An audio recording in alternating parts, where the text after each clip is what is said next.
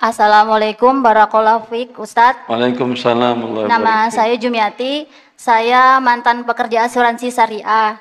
Yang saya tanyakan adalah saat saya bekerja dulu kan saya belum tahu hukum tentang riba dan sebagainya. Kemudian di saat sekarang saya sudah bertobat, apakah status hukum untuk harta yang saya pergunakan di saat masih bekerja baik untuk keperluan pribadi atau untuk perbuatan baik kepada orang lain, status hartanya, Ustadz? Demikian.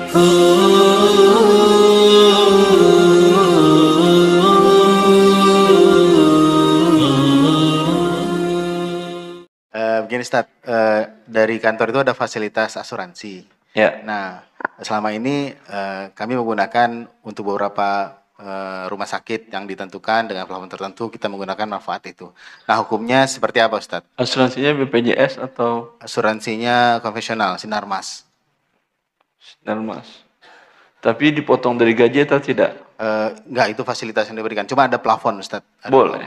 Kalau Anda yang bukan Anda yang bikin akad, tapi perusahaan dan pun bukan dipotong dari gaji Anda, berarti Anda tidak terlibat apapun dalam akad riba tadi.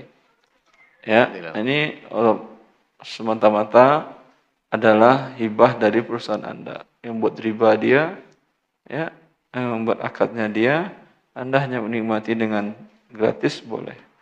Terima kasih Ustadz. Wabillahi taufiq. Jazakallahu khairan. Assalamualaikum warahmatullahi wabarakatuh. Assalamualaikum Ustaz. Assalamualaikum. Nama saya Rudi Ustaz. Rudi? Iya. Usaha showroom mobil bekas. Showroom mobil bekas. Ya. Masya Allah. Pertanyaan saya, bagaimana sikap saya ketika ada calon customer yang mau membeli unit saya melalui leasing atau bank dengan mengurus sendiri leasingnya, kemudian membayar cash ke saya? Dan bolehkah saya menjualnya sedang saya tahu sumber dananya berasal dari leasing atau bank tersebut? Baik. Barakallah. Labarifik. Tidak ada rekomendasi dari Anda kan ya, Pak Rudi? Rekomendasi dari Anda ke leasing nggak ada kan ya? Nggak ada kerjasama antara dengan leasing. Ya. Dia cari sendiri. Cari sendiri. Dia Muslim atau bukan? Kebanyakan Muslim. Kalau Muslim ingatin riba. Biasa kita dakwahi juga, tapi biasa customer maksa nyari-nyari sendiri. Kamu Muslim macam apa, kata dia ya. Saya juga Muslim, biasa aja leasing nggak ada masalah, kata dia, kan paling begitu. Kalau dia Muslim, mungkin bisa Anda hubungi pemilik unit mobil. Unit itu sudah Anda beli putus dengan pemilik sebelumnya, atau dia bagi hasil dengan Anda, atau nyewa tempat, atau bagaimana? Unit saya, Tat. Sudah milik Anda sendiri? Ya. Kenapa bukan Anda yang jual kepada dia dengan tidak tunai? Lebih besar untungnya Anda. Kalau saja leasing mau dapat untung besar dan dapat riba juga dia, lebih baik Anda dapat untung dan halal. Tanyakan kepada dia, kamu kemampuan kamu sebulan berapa? Sekian, katanya cicilan. Ya, kalau sekian bulan pelunasannya, ini kalau cash harganya umpamanya 200 juta. Sekian bulan saya harus menjual kepada Anda dengan harga 250 juta. Untung 50 juta, mau apa tidak Anda? Tapi modal saya terbatas, dikit. Nggak bisa. Kalau saja tukang riba mau dia 50 juta, Anda halal tidak mau. Ada yang non-muslim mau. Sering contoh ini saya sampaikan. Saya ditelepon dari salah seorang jamaah di kota Bogor. Dia telepon, Ustadz, kata dia, saya ingin beli ruko seharga 2 miliar dari non-muslim di kota Bogor ini. Ya, saya ngajukan pembiayaan ke bank syariah, salah satu bank syariah di Bogor. Tapi terlalu lama, Ustadz, udah lama, khawatir nanti rukonya diambil orang. Hah? Bisa nggak Ustadz ngasih rekomendasi bagaimana gitu agar cepat pembiayaannya turun? Saya bilang, ada yang cepat, tapi bukan pakai bank. Gimana Ustadz? Anda datangi tukang yang punya, pemilik ruko tadi. Anda sudah dapat angka nggak dari bank syariah tadi? Berapa nanti yang harus Anda bayar ke dia dari 2 miliar tadi? Udah Ustadz, sekitar pertambahan 700 juta. Berarti menjadi 2,7 miliar. Tawarkan kepada si non-muslim pemilik ruko tadi. saya beli kepada kamu nyicil selama 3 tahun, DP sekian, dengan harga 2,7 bukan 2 miliar. Tapi terlambat tidak ada denda. Baik nama nanti kita taruh di notaris, baik namanya nanti. Yang non-muslim mau ya akhi. Wallah, demi Allah mau. Dan bahkan nego sampai yang non-muslim tadi memberikan diskon harga lagi 150 dari 2,7 berarti menjadi 2,55. Diskon 150 juta. Kata dia, alhamdulillah Ustaz, mau dia dan saya senang Ustaz, caranya halal, nggak perlu pakai bank. Ini diskon 150, yang 75-nya mau saya kirim ke rekening antum Ustaz. Saya jawab kepada dia, insya Allah saya kirimkan rekening saya kepada antum, SMS-kan, tapi setelah utang Anda lunas semuanya. Sampai sekarang nggak ada lagi dia nanya. Berarti utangnya belum lunas mungkin. Walhasil yang saya maksudkan, kalau saya non-muslim mau pertambahan dari 2 miliar menjadi 2,55 dengan cara angsuran sama dengan bank syariah tadi. Masa Anda nggak mau? Tapi terserah Anda. Ini sekedar penawaran investasi dunia akhirat. Pembeli selamat dari neraka dan dapat unit mobil. Anda dapat membantu orang memenuhi kebutuhan unit mobilnya, dan Anda mendapatkan keuntungan di dunia pertambahan tadi. Berpikir panjanglah kembali. Barakallahu fiik. Allah barik fiik. Ya, untuk selanjutnya mungkin pertanyaan dari akhwat. Kami persilahkan apabila dari jamaah akhwat ada yang ingin menyampaikan pertanyaan, silahkan di tempat yang sudah kita tentukan. Assalamualaikum warahmatullahi wabarakatuh, Ustadz. Waalaikumsalam warahmatullahi Nama wabarakatuh. saya Jumiati, saya mantan pekerja asuransi syariah. Yang saya tanyakan adalah, saat saya bekerja dulu kan saya belum tahu hukum tentang riba dan sebagainya. Kemudian di saat sekarang saya sudah bertobat, apakah status hukum untuk harta yang saya pergunakan di saat masih bekerja, baik untuk keperluan pribadi atau untuk perbuatan baik kepada orang lain, status hartanya Ustadz? Demikian, jazakallah khairan. Allah barik fiik. Ibu dari Sen, Sudah Ustadz, masih ada uangnya masih ada. yang telah berlalu, falahu ma salafa wa amruhu ila Allah. Yang waktu itu ibu belum tahu karena ada syubhat, karena ini ada dewan syariah dan segala macamnya, ya, yang telah berlalu semoga diampuni oleh Allah dan dimaafkan oleh Allah. Amin. Tapi yang sisa uangnya, waman ada faulaika ashabun nar. Siapa yang kembali melakukannya dan masih ada sisa uangnya, berarti dengan resign berhenti alhamdulillah. Tapi sisa uangnya ini bagaimana? Sisa uang ini yang dari gaji atau pesangon dan lain-lainnya, ambil untuk ibu masih punya suami, Masih Ustadz? dia bisa membiayai kehidupan keluarga sendirian. Iya Ustadz. Alhamdulillah, kalau gitu berikan seluruhnya kepada fakir miskin. Pesangonnya dan lain-lainnya tadi dan sisa gajinya tadi, Insya Allah Ustadz. berikan kepada fakir miskin. Bila ada kerabat atau adik atau tetangga yang fakir miskin, berikan kepada dia. Berapa yang akan ibu berikan? Anggap umpamanya uang ibu 300 juta. Berapa untuk dia? Untuk dia adalah menutupi status kemiskinannya. Umpamanya ada tetangga 1 orang, ya, pendapatannya sekitar 2 juta gaji per bulan suaminya. Anak-anaknya ada 5, kemudian kebutuhan per bulannya 5 juta. Kekurangannya berapa? 3 juta. Selama ini entah bagaimana, yang jelas dia sampai sekarang masih hidup.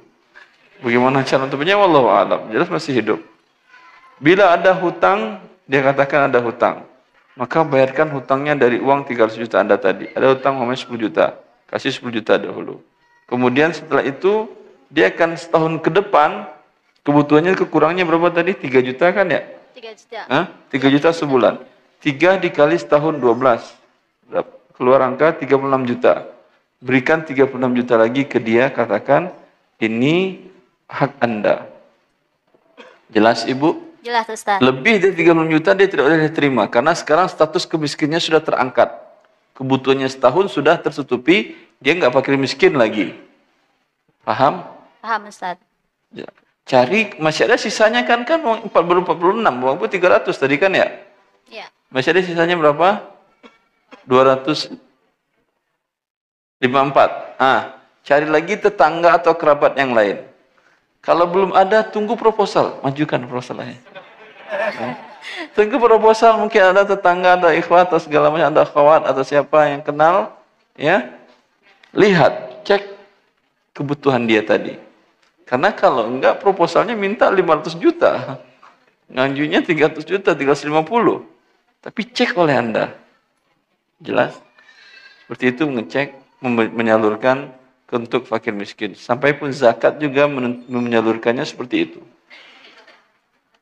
Bukan zakat itu suruh ngantri 500 fakir miskin, masing-masing terima 100 ribu, 100 ribu, 100 ribu. Bukan seperti itu ya, akhi. Kebutuhannya setahun berapa? Umar mengatakan, فَإِذَا أَعْطَيْتُمْ فَأَغْنُوهُمْ. Bila kalian memberikan kepada fakir miskin, cukupkan, penuhi. Apa arti penuhi tadi? Artinya selama setahun ke depan dia nggak pusing lagi mikirin kekurangan defisit anggarannya tadi. Nah, silahkan dari Ikhwan untuk melanjutkan pertanyaan.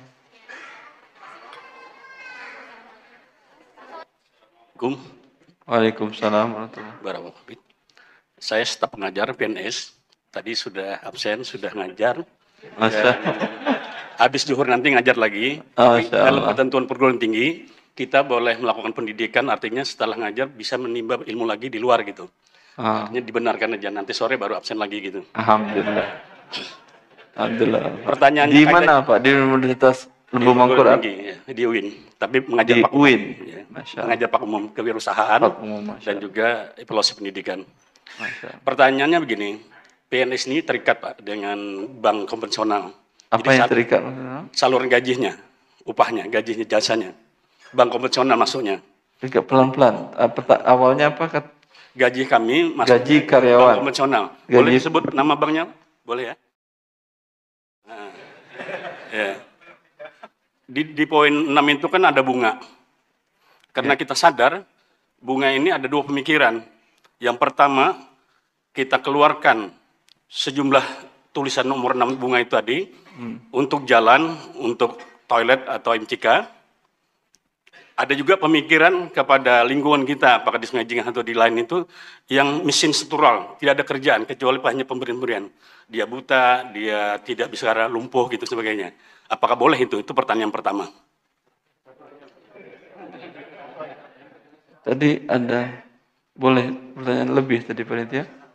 Satu aja Pak, pilih yang paling penting. Atau tambahkan kata koma. Atau saya samakan aja. Nah, saya samakan ya. Begitu ada dua bank syariah satunya. Jadi bunga setiap dapat income itu saya pindahkan ke bank syariah. Syariah. Tapi ada lagi kalimat di situ bukan bunga, tapi bagi hasil. Bagi hasil. Pikiran saya ini berarti uang tambahan ini lebihan. Bingung lagi saya. Bingung lagi. Apakah seperti itu tadi? Koma lagi kalau bingung. Iya gitu. Terus? Terima kasih. Udah, sekarang udah nggak ada titik udah. Baik, Allah barik juga Pak. Pertama, bila dalam pemberian gaji Anda tadi, Anda memberikan kepada dia jasa yang halal. Lalu ketika dia membayar upah Anda, dia wajibkan Anda untuk membuka rekening di bank riba. Ya, hak Anda sebagai manusia, seperti Anda memberikan yang halal untuk mendapatkan hak Anda dengan cara yang halal. Apa kewajiban dia dan apa haknya dia memaksa Anda untuk harus buka rekening di bank riba? Setahu saya bisa, tapi nggak tahu. Nggak bisa? Kalau tidak bisa berarti ini terpaksa. Akan hilang gaji Anda, akan tidak terima gaji Anda, ya, kalau tidak Anda buka rekening di bank yang konvensional tadi.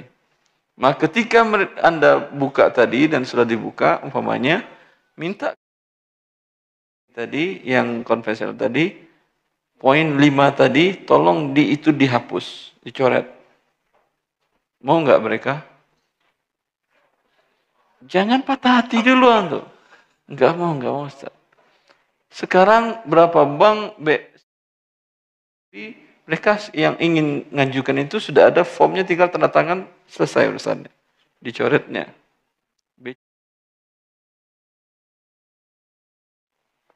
Sekarang karena mereka ngerti, banyak warga negara Indonesia Muslim yang sadar keislamannya, mereka minta, kalau tidak mereka ladeni ini, tidak mereka sediakan jasa ini, orang akan lari semuanya ke bank syariah, mereka kehilangan nasabah.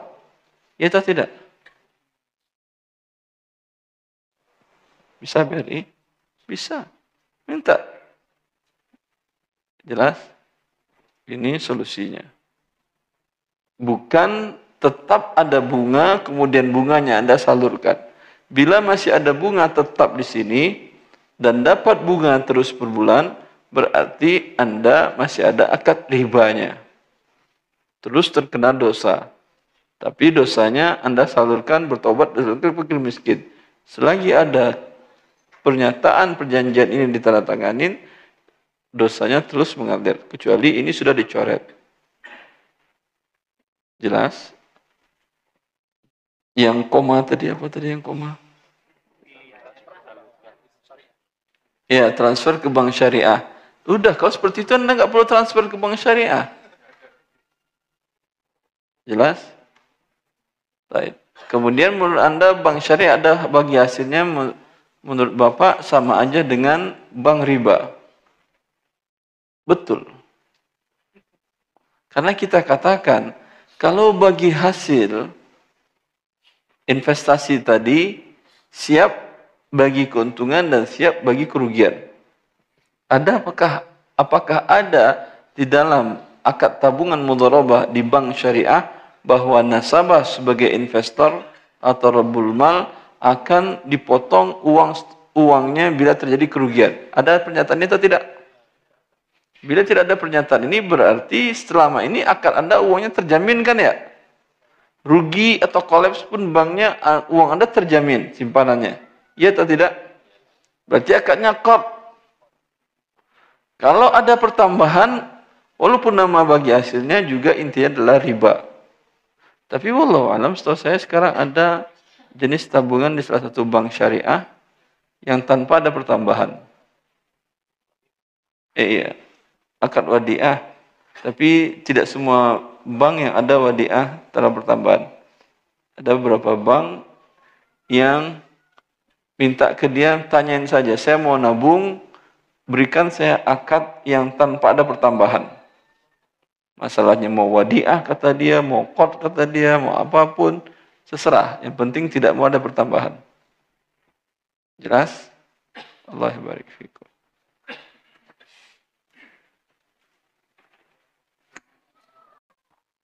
Assalamualaikum warahmatullahi wabarakatuh. Waalaikumsalam warahmatullahi wabarakatuh. Nama saya Jeffrey. Saya ingin bertanya tentang pajak restoran, Ustaz. Pajak, Mas. Anda punya restoran atau tukang pajak? Ibu, Ustaz. Ibu punya restoran. Jadi sudah berlangsung sekitar 3-4 tahun ini, warung ibu itu dipaksa untuk memungut pajak, Ustaz. Memungut pajak 10% ke memungut pajak 10% ke konsumen. Ya, ibu saya keberatan.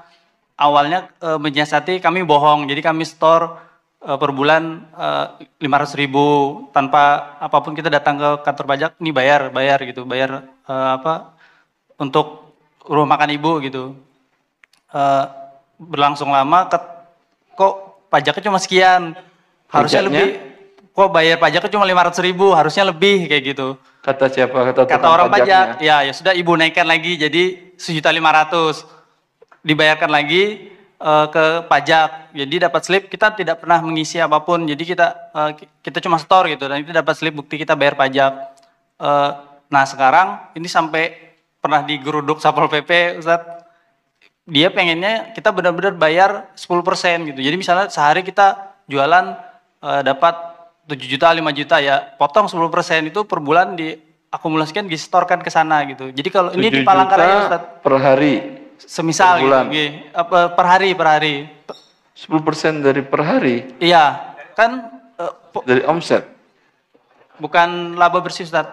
Jadi omsetnya misalnya seharian kita jualan itu dapat 7 juta ya, 10% kita simpan, nanti per bulan kita bayar.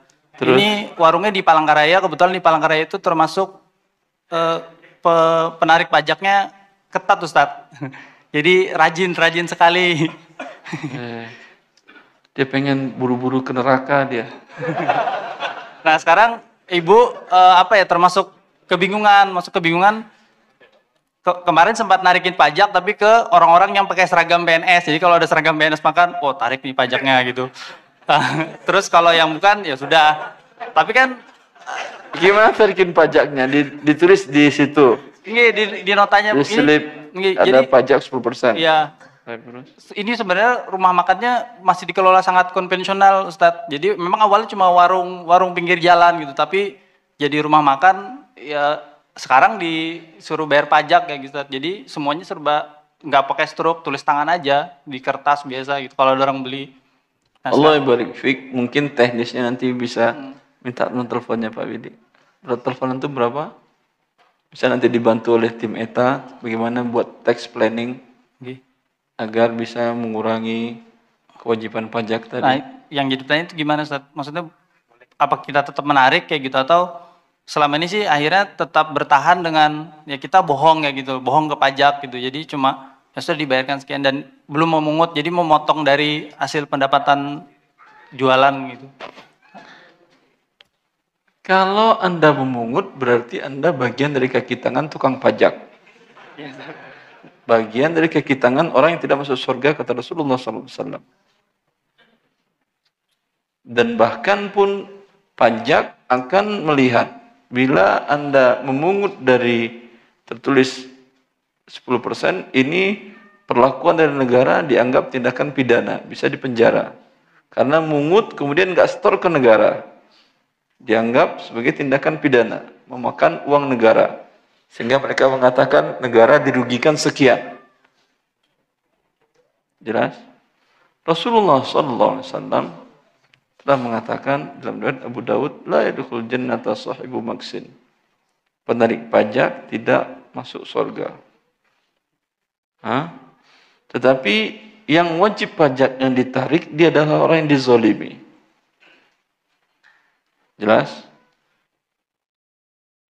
Bila dia tidak setor pajak, dia tidak akan bisa berjualan dan segala macam dan bahkan bisa dihukum penjara. Maka apa boleh buat? Bayarkan pajak tapi bukan dengan cara berbohong tadi. Ada namanya tax planning, yaitu perencanaan pajak. Artinya dengan hukum, mereka kan membuat hukum undang-undang tarikan pajak sendiri, aturannya. Itu kan aturan manusia, sangat gampang dicari celahnya. Ya, maka ada beberapa pedagang di Jakarta yang bekerja sama dengan ETA untuk mengurangi kewajiban tadi. Kalau Anda mengatakan kita harus taat kepada pemerintah, boleh taat kepada pemerintah, tapi apa hasilnya? Hasilnya Anda akan dapat laba usaha orang tua. Bekerja hanya untuk menjadi budak negara saja. Salah seorang murid saya, dia punya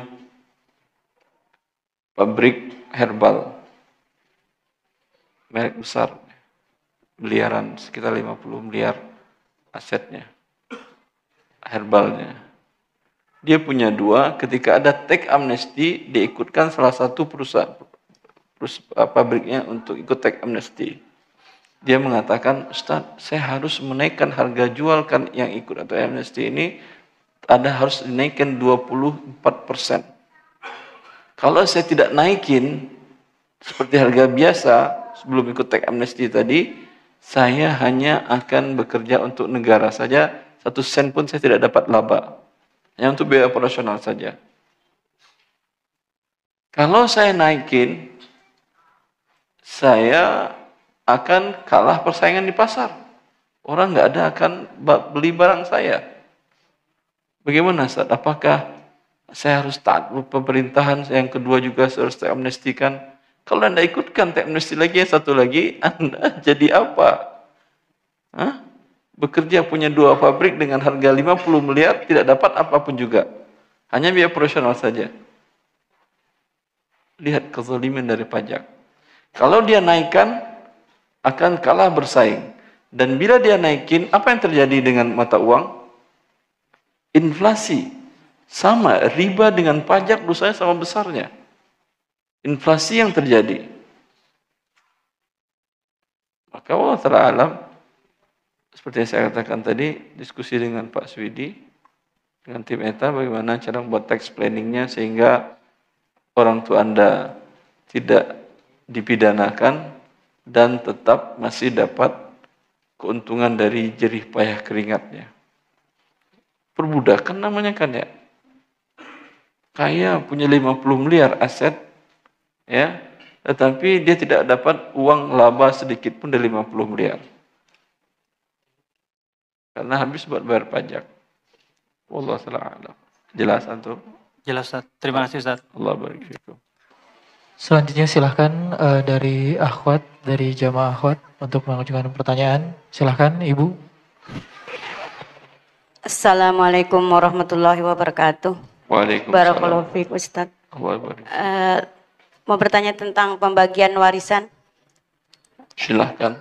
Satu keluarga yang menikah, sang suami bawa anak dari hasil pernikahan pertama 2 Yang laki. meninggal siapa Ibu? Ya. Ada yang meninggal? Iya, sang suami meninggal baru 2 bulan. Seorang laki-laki meninggal. Iya. Terus suami. Sebentar, biar saya bertanya. Karena repot kalau Ibu yang menjelaskan. Suami ini, catat, antum catat deh. Suami ini ketika dia meninggal, istrinya hidup. Iya Ustaz. Istri ahli waris pertama. Bapak ibunya masih hidup ketika dia meninggal. Bapaknya masih. Ibunya? Ibunya masih. Tadi bapak ibu. Suami ini punya anak baik dari istri ini atau istri yang manapun juga. Bawa anak 2, 1 laki-laki, 1 perempuan. Yang sang istri bawa anak 3 perempuan. Yang saya tanyakan anak dari laki-laki yang meninggal ini, bukan anak si istri. Paham? Ada anak 1 laki 1 perempuan. Anak dari istri tadi tidak dapat warisan dari suami ini, dari laki-laki ini, karena iya, bukan Ustaz. anak dia. Paham Ibu? Iya Ustaz. Taib. Ini sudah bisa dibagi. Terus dia hasil pernikahan berdua dapat 1 anak perempuan Ustaz, umur 4 bulan. Berarti anak suami ini perempuan 2. Iya. 1 dari istri sebelumnya, 1 lagi dari istri kedua. Iya Ustaz. Laki-laki cuma 1. Iya Ustaz. Ya udah. Anak laki-laki 1, anak perempuan 2. Masih ingat Ustaz Melana? Masih ingat antum? Gimana pelatihan waris kita dulu, masih ingat antum Ustaz? Untuk bapak dan ibunya 1/6, 1/6. Untuk istrinya 1/8. Ya. Iya Ustaz. 6 dengan 8 jadi 24. Ya. Kemudian 24 dibagi 6 jadi 4. Bapak ibunya dapat 4/24. Si istri dapat 3/24. Berapa sisanya Ustaz? 8 tambah 3. 11. 2 tinggal 13. 13 dibagikan kepada 1 anak laki, 2 anak perempuan. Laki-laki adalah 2 bagian, berarti 4. Ya, 2 ditambah 2, 4. 13 dibagi 4 ada pecahan. Berarti sekarang 4 dikali 24. Berapa jadinya, Dri? 24. 96. 96. 96 tadi untuk ibunya 4. Berarti 4 dikali 4, 16/96 untuk ibu. Berapa? 16 untuk ibu, 16/96 untuk bapaknya. Kemudian yang untuk istri tadi berapa? 3 kan ya? 3 kali 4, 12. 12. Yang untuk anak laki-laki 13 kali 2, 26. Anak perempuan 13/96. Pas semuanya? 16 2 kali. Pas 96, alhamdulillah. Jelas Ibu? Ya Ustadz, syukran wa Afwan, jazakallahu tolong khairan. Ustaz, siapa panitia tolong foto itu kasihkan, minta ke panitia. Siapa panitianya? Siapa nama beliau? Minta ke Ustadz Wahyu apa namanya? Tasmin. Minta ke Ustadz Wahyu Tasmin nanti kopiannya. Foto Wahyu. Foto. Abu Ahmad, antum masih ingat waris? Insyaallah. Jadi kalau saya nggak ada nanti tinggal tanya ke Ustadz Abu Ahmad. Beliau lama mulazamah waris dulu dengan teman-teman.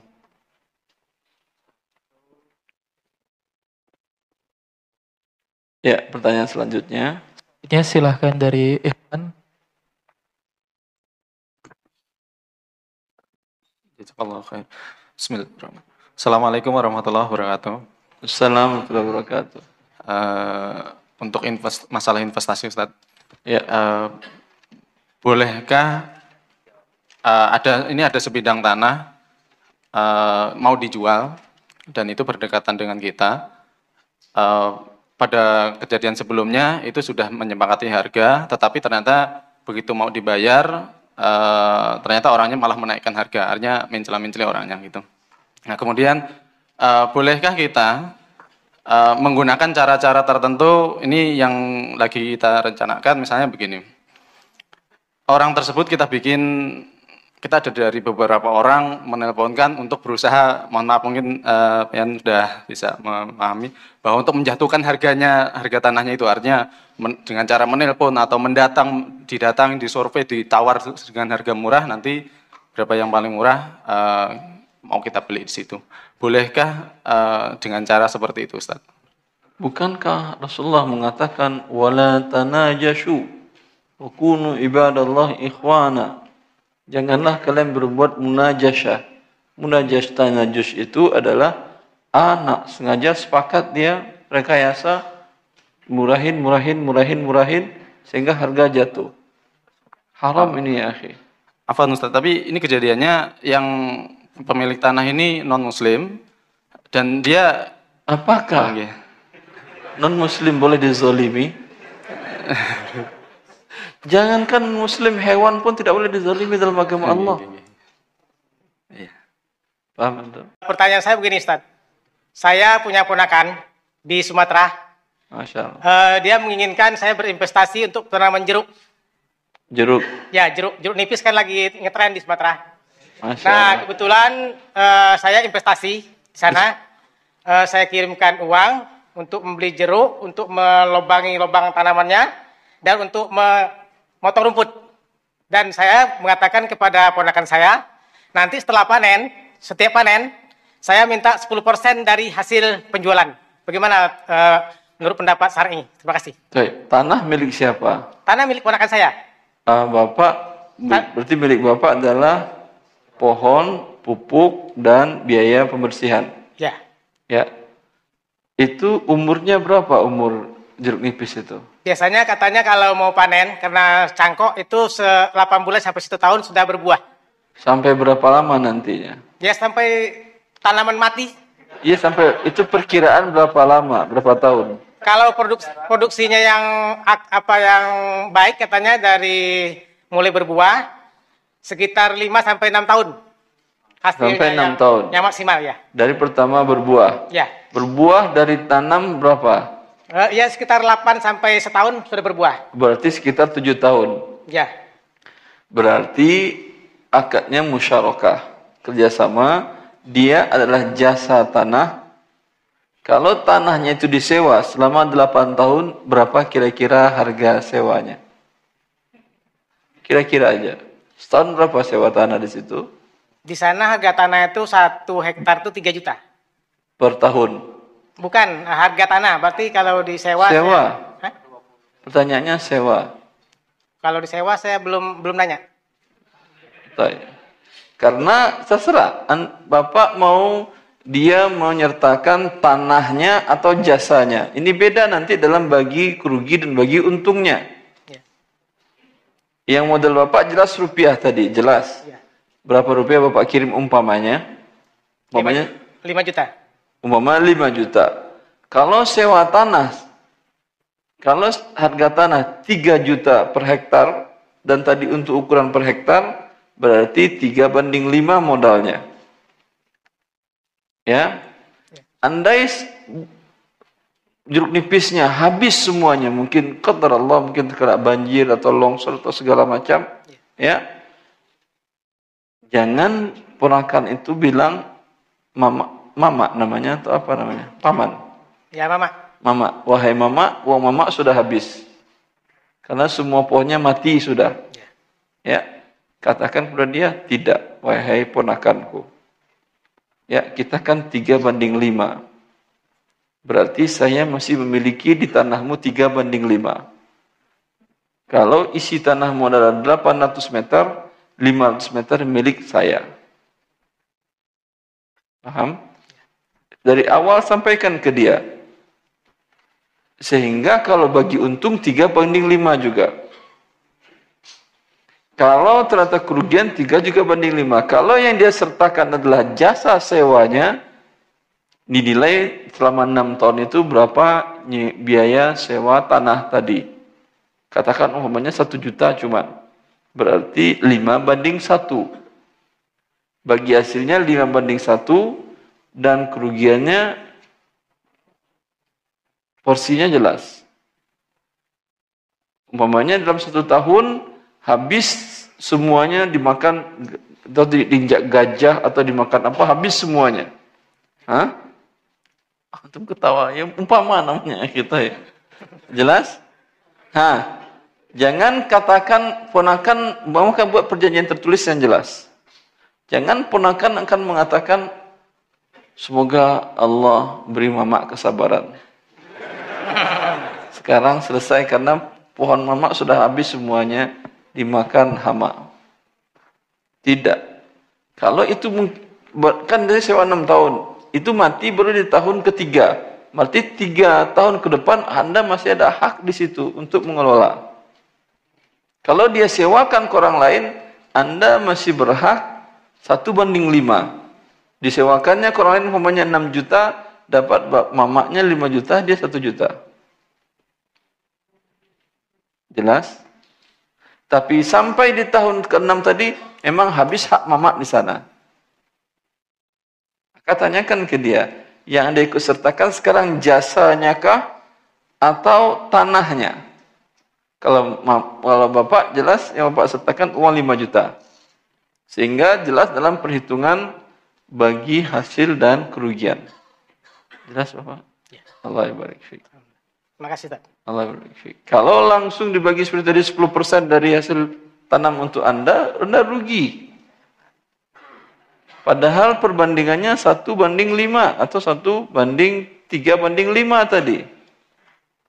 Anda cuma dapat 10%, harusnya Anda dapat 80%, dia yang dapat 20%. Tapi kalau Anda ikhlas nggak ada masalah. Tapi setelah dari awal tahu Anda ini hitungannya, lalu Anda bilang, udah saya ikhlas, boleh. Tapi jangan nanti ketika tahu syari'nya begini, ngomong, oh begini-begini. Tadi kemarin ikhlas katanya. Ya Allah barik fiik. Nah, selanjutnya silahkan pertanyaan dari ibu-ibu. Assalamualaikum warahmatullahi wabarakatuh. Barakallahu fikum Ustaz. Allah barik fiik.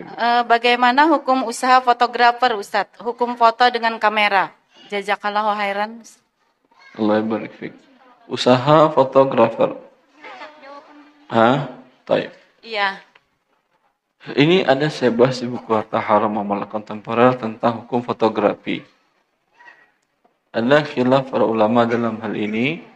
Sebagian ulama mengharamkannya. Kecuali untuk kebutuhan darurat. Dan ini pendapat banyak para ulama, diantaranya Syekh Al-Albani dan juga Syekh Abdul Aziz bin Baz rahimahullah, mufti kajian Saudi Arabia. Sebelum Syekh yang sekarang. Ya. Karena ini masuk dalam keumuman firman Allah, sabda Rasulullah SAW, Inna asyaddan nasi yawmal qiyamati azaban al-musawwirin. Rasulullah SAW, orang yang paling berat siksaannya nanti di hari kiamat adalah orang yang musawwir. Musawwir itu bisa untuk melukis makhluk hidup. Ya.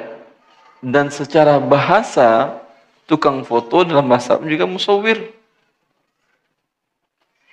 Masuk dia ke dalam keumuman hadis tersebut. Kecuali darurat. Seperti umpamanya foto untuk identitas. Untuk paspor, untuk KTP dan lain-lain. Ya. Akan tetapi Syekh Muhammad bin Shalih Al-Utsaimin berpendapat lain. Dan pendapat beliau juga pernah disampaikan oleh Syekh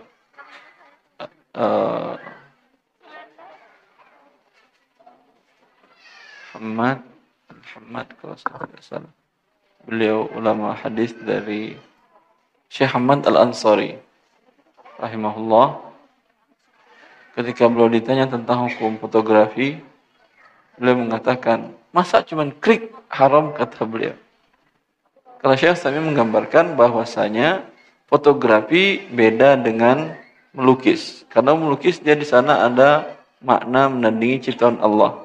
Tapi fotografi dia hanya sama seperti orang bercermin. Tapi cerminnya kemudian ditahan gambarnya. Maka tidak ada unsur menandingi ciptaan Allah. Memang mensifati ciptaan Allah. Dengan syarat bukan untuk dipajang. Satu. Kemudian syarat yang kedua, kalau untuk wanita bukan yang terbuka auratnya. Ya. Allah Ta'ala. Maka kalau jadi profesinya fotografer, bilang yang mau difotonya tidak pakai kerudung, Bu, pakai kerudung dulu. Enggak mau dia. Ngapain Bapak urus privasi saya? Kalau tidak mau, saya nggak jadi foto. Hah? Dapat pahala dua dia. Dapat pahala mendakwahi orang, mengajarkan orang syariat Allah Azza wa Jalla. Fadal, untuk pertanyaan silahkan dari Ikhwan. Bismillah. Assalamualaikum Ustadz. Waalaikumsalam warahmatullahi. Nama saya Herno. Ada sebuah kasus investasi Ustadz. Di sini ada sebuah perusahaan jasa yang setiap bulannya memungut iuran kepada pelanggan. Dan pemilik membutuhkan modal untuk pengembangan usaha. Kemudian pemilik Sebentar, ulangi. Ada sebuah perusahaan jasa yang setiap bulannya memungut iuran kepada pelanggannya. Jasa setiap bulan memungut iuran pelanggannya untuk apa? Imbalan apa? Jasa penyiaran TV kabel, Ustaz. Ya, jasanya TV kabel, kemudian tiap bulan dia pungut sewa kabel TV-nya itu. Kemudian pemiliknya membutuhkan dana untuk mengembangkan usaha. Siapa yang mulai dana? Pemiliknya. Milik TV kabel tadi butuh dana untuk mengembangkan usaha. Terus? Kemudian menawarkan kepada orang terdekatnya untuk menginvestasikan dananya sebesar. Terus ini TV kabel siarannya apa? TV apa aja di situ? Siarannya TV-TV lokal. Lokal itu apa saja? Seperti kayak Roja. Roja ada di situ? Ada. Satu paket. Iya, satu Nggak paket. bisa dia minta yang boleh saja, nggak mau. Nggak mau. Karena jasa dari menyewakan yang haram adalah haram. TV-TV yang Anda sebutkan tadi yang lokal maupun internasional pasti ada musiknya. Iya. Dan pasti ada wanita yang buka auratnya. Iya. Ya atau tidak? Iya. Dan pasti ada siaran film atau drama yang ngaku sebagai istri padahal tidak ada hubungan suami istri. Iya atau tidak? Iya. Iya. Jelas? Jelas. Cari usaha yang lain. Kalau enggak, hanya TV-TV yang tidak ada musik dan tidak ada yang haramnya saja yang disiarkan, yang disewakan. Dan setahu saya yang TV yang sesuai dengan syariat Allah itu malah tidak ada sewa. Beli parabol selesai sudah. Iya atau tidak? Lebih murah jatuhnya. Misalkan itu dijual Ustadz, usahanya itu hasil penjualannya gimana ya? Dijual ke pihak yang lain. Iya. Dikembalikan nggak bisa. Apanya dikembalikan Ustadz? Dijual kepada pemilik sebelumnya. Kan pemilik orang tua. Pemiliknya orang tua. Nah, Mau dijual kepada siapa? kepada misalkan temannya orang tua gitu, usahanya. Enggak, maksud saya dijual kepada distributornya atau agennya, nggak bisa. Distributor yang Ya, udah nggak ada masalah. distributor yang lain gitu. Terus dana hasil penjualan usahanya ini boleh digunakan untuk usaha Boleh, lain. insya Allah Ta'ala. Nah, Ustaz, syukran. Allah Jazakallah barik. khair. Silakan langsung penanya selanjutnya. Assalamualaikum warahmatullahi wabarakatuh. Waalaikumsalam warahmatullahi wabarakatuh. Ustadz, saya dulu pernah bekerja di toko komputer sebagai teknisi. Termasuk tugas saya menginstal Windows dan software-software bajakan. Tanya. Bagaimana gaji yang saya terima selama bekerja itu, Ustadz? Kalau pemilik software aslinya tahu, Anda akan dijebloskan kemana? Karena Anda adalah memberikan jasa yang haram. Jelas?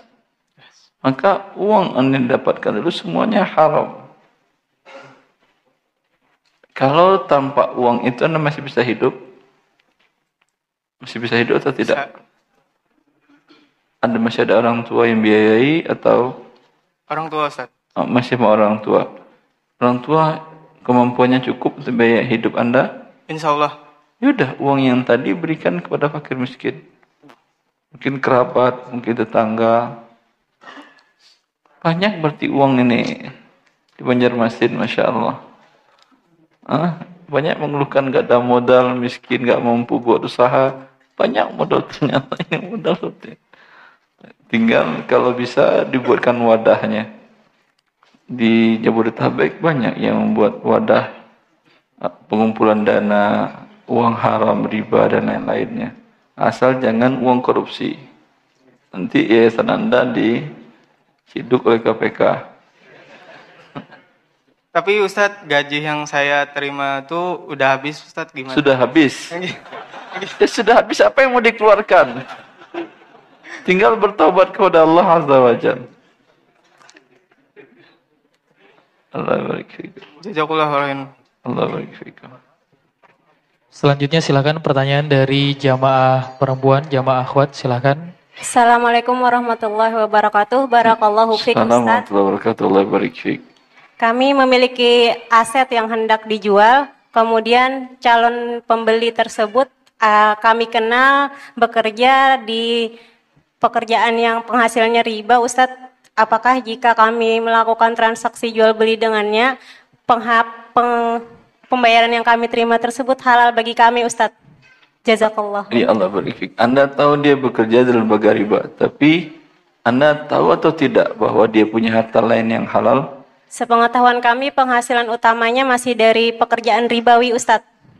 Iya, tapi Anda tahu atau tidak dia tidak punya harta yang lain yang halal? Tidak tahu, Ustadz. Kalau tidak tahu jual aja, jangan tanya-tanyakan.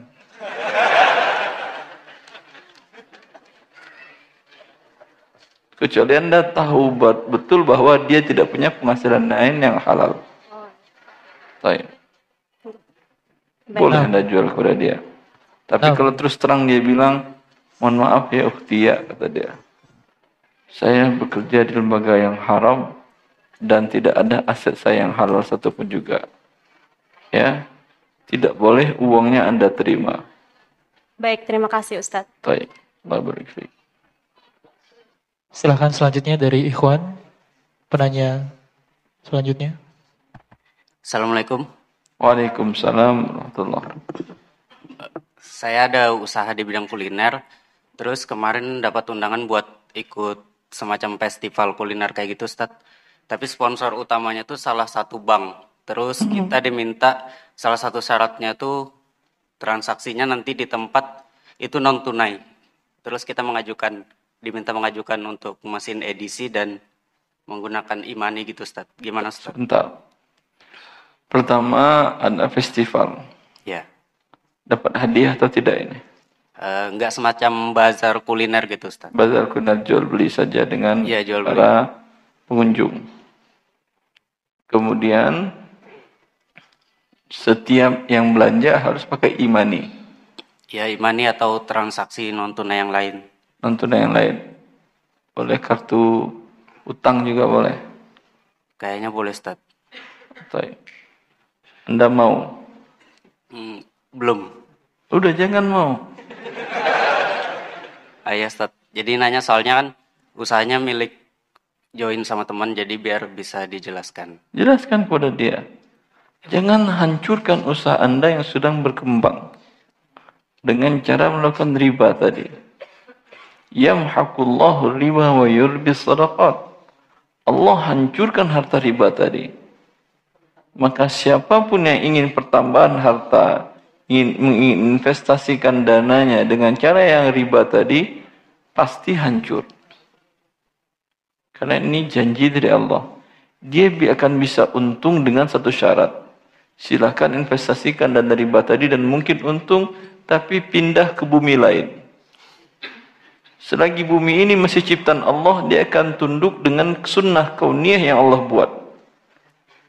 Bukankah sering Anda dengar, jangankan sebuah toko, sebuah usaha pribadi, negara dengan sistem riba mereka atur, banyak para profesor dan pakar ekonominya tetap hancur mereka. Apalagi cuma usaha pribadi yang Anda tamat S3, teman? Enggak, Ustaz. Enggak juga. Pasti akan hancur. Baik. Jazakallah khair. Allah barik. Penanya selanjutnya, silakan. Assalamualaikum warahmatullahi wabarakatuh. Assalamualaikum warahmatullahi wabarakatuh. Nama saya Iswanto, saya bekerja di salah satu perusahaan di Tanjung, Ustaz. Di Tanjung, Masya Allah. Saya mau tanya, pada awal kontrak saya bekerja dulu, itu ada kontrak yang saya diwajibkan bekerja 8 sampai 12 jam. Yang itu 8 sampai 12 jam? Betul, Ustaz. Bukan 8 jam? Saya setar jam 5 sampai jam 8 malam bisa sampai rumah. Seperti itu kontraknya? Iya, Ustaz. Setuju Anda pada waktu itu? Setuju, Ustaz, karena Baik. saya perlu waktu itu. Terus? Sekarang juga masih perlu. Nah, di itu kan banyak waktu-waktu sholat di situ. Seperti zuhur dan yang lain-lain. Nah, pada suatu kasus itu perusahaan saya mengatur waktu sholat sesuai yang mereka ingini. Biar bareng gitu, Ustaz. Masalahnya kalau nggak bareng, perusahaan ini akan rugi. Misalkan satu karyawan sholat sesuai kemauan dia. Nanti yang lain sesuai gitu kan nggak bareng, Ustaz. Perusahaan mengatur sholatnya bareng dan waktu yang dikasih jarak dia itu 8 menit bareng. 8 menit dari waktu azan? Enggak, Ustaz. Dari waktu yang mereka maui. Perusahaan saya yang maui. Dari waktu azan berapa menit jaraknya? Langsung pada kasus saja, Ustaz, pada sholat subuh, itu sekarang sekitar 4:30 sholatnya. Waktunya perusahaan saya yang maui jam 5. Setengah jam berarti? Nah, Ustaz. Zuhur? Kalau zuhur bisa tepat, Ustaz. Ini kasusnya pada subuh aja, Ustaz. Tepat, subuh doang, cuma setengah jam. Setengah jam masih ada waktu subuh dari azan? Masih banyak. Ini permasalahannya. Subuh sampai syuruk berapa jam? 1 jam kan ya? 90 menit. Kurang lebih 1 jam, 1 jam setengah.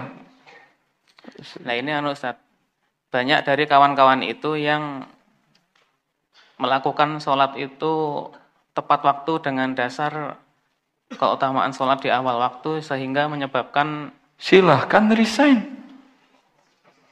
Kalau dia sudah membuat aturan, al-muslimuna ala syurutihim illa syartan ahalla haraman atau harrama halalan. Orang muslim itu harus memenuhi persyaratannya. Di awal diperjanjikan pekerja, tapi dengan syarat pekerjaan seperti ini, jam kerjanya. Betul.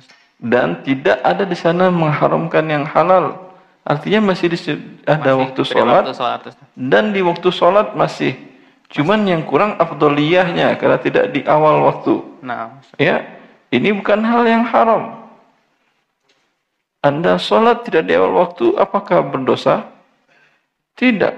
Tapi melanggar perjanjian berdosa atau tidak? Berdosa.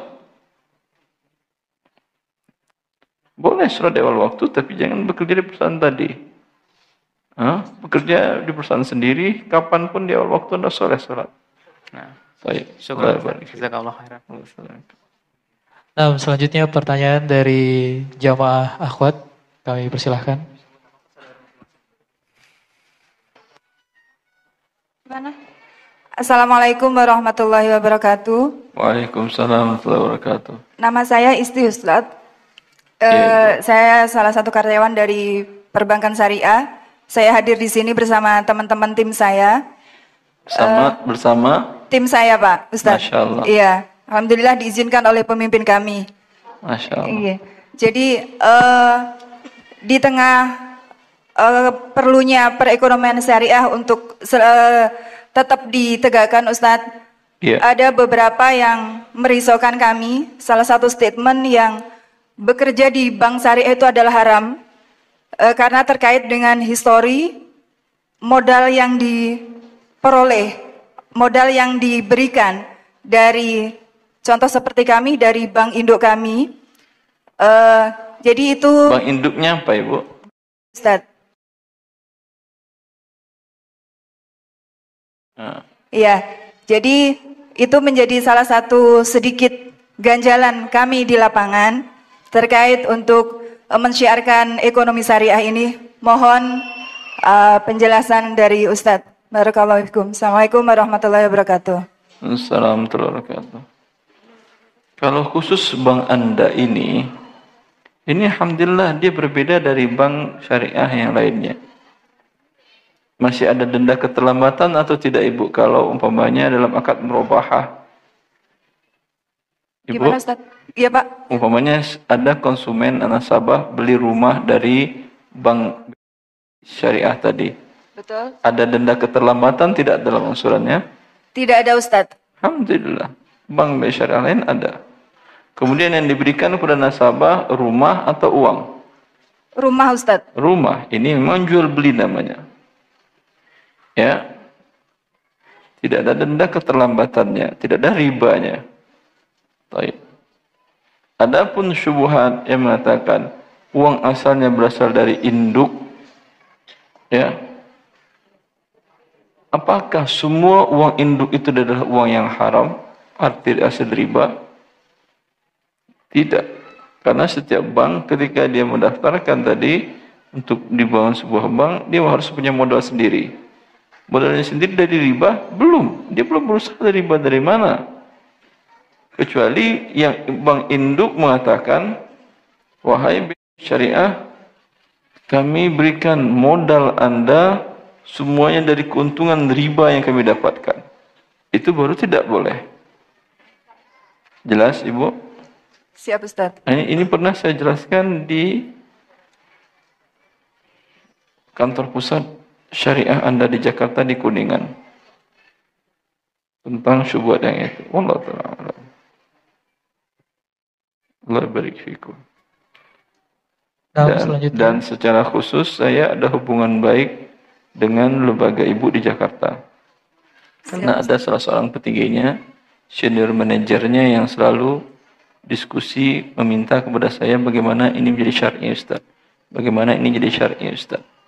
Sehingga saya katakan dalam akad kartu kredit umpamanya, kartu kreditnya masih ada denda keterlambatan atau tidak, Ibu?